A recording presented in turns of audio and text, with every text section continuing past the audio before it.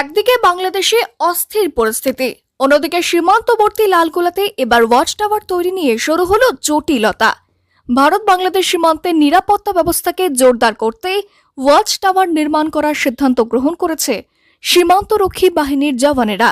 আর সেই কাজ করতে গিয়ে লালগোলার রামনগর এলাকায় স্থানীয় একদল কৃষক বাধা সৃষ্টি করছে বলেই অভিযোগ। সেক্ষেত্রে কৃষকদের দাবি, ওই ওয়াচ টাওয়ার তৈরি হলে গবাদি পশু চাষের ক্ষেত্রে রাস্তা দিয়ে যাতায়াতে অসুবিধা সৃষ্টি হবে। ৬৫ বছর আমি মাথায় করে হাত নিয়ে যেতে পারি না। আমাকে জমি চাষ করতে গেলে মাকি লাগাতে দেয় না। ৪-৫ বিঘা জমি আমার এখন ফাঁকা রয়েছে। রায় বুনলে রায় হয় না, আলু লাইলে আলু হয় না। জমিতে গভীর লাইলে গভীর দাম 2 টাকা, লেবার মনীষের দাম আসছে না। সে জমি 4 বছর নাগাদ আমি ফাঁকা রেখেছি। এবার জমির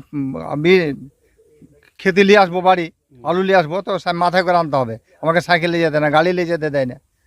এই সমস্যা, রাস্তায় সকালে কথা বিকালে কথা।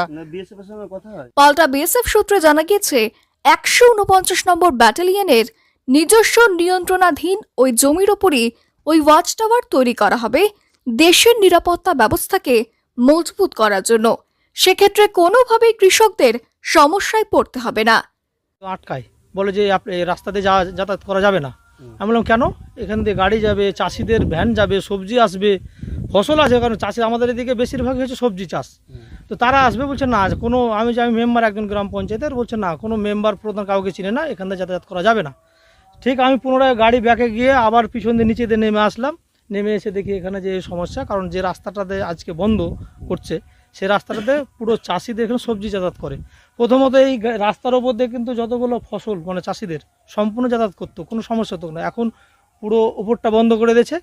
সোরাবর্তী শেখ নামের এক চাষি জানিয়েছেন, বিএসএফ এর বাধায় কয়েক বিঘা জমি ফেলে রেখেছেন তিনি। চাষ করতে পারছেন না, কারণ চাষের ফসল ঘরে আনবেন কি করে? ভ্যান বা সাইকেল কিছুই নিয়ে যেতে দেয় না বিএসএফ। তার কথায় ধানের মরশুম, আলুর মরশুম সব চলে যাচ্ছে, কিন্তু কিছুতেই কোনো চাষ করতে পারছি না। কৃষকরা এককাট্টা হয়েছেন জানতে পেরে ছুটে আসেন স্থানীয় পঞ্চায়েতের সদস্য রিন্টু শেখ, কিন্তু তার অভিযোগ বিএসএফ তার কোনো কথাই শুনতেই চাইছে না। এদিকে কৃষকদের উস্কানি দিয়ে বিক্ষোভ সংগঠিত করা হচ্ছে বলেই অভিযোগ। এক শ্রেণীর স্থানীয় দুষ্কৃতীদের মদতেই এই কাজ হচ্ছে, যারা এই এলাকায় সীমান্তরক্ষী বাহিনীর দেশের নজরদারিকে মজবুত করার জন্য ওয়াচ টাওয়ার তৈরি করার কাজকে কোনোভাবেই মেনে নিতে পারছে না। আর তাই ঢাল হিসেবে স্থানীয় কৃষকদের ভুল বুঝিয়ে বিক্ষুব্ধ করে তোলা হচ্ছে ক্রমশ বিএসএফ এর বিরুদ্ধে। হ্যাঁ, বিএসএফের সাথে কথা হয়, বিএসএফ আলোচনা করছে, ঠিক আছে আপনি সাইকেলে যাবেন, শাকসবজি নিয়ে আসবে, কিন্তু আবার রাস্তায় ফজিয়ে আনতে দেয় না, তারা বাধা দেয়। সঙ্গে কথা বললে বলে আনবেন, হ্যাঁ আনবে, আর যারা দায়িত্ব থাকে তারা তখন যারা ডিউটি থাকে তারা আনতে দেয় না। এই নিচে দিয়ে যাও, হেঁটে যাও, মাথায় করে নিয়ে এসো। আজকে কি সমস্যা হয়েছে? আজকে সমস্যা, আমাদের রাস্তা ব্লক করে দিচ্ছে, রাস্তা দিয়ে যাতায়াত করবো, সে রাস্তাকে আমার সংকীর্ণ করে দিচ্ছে।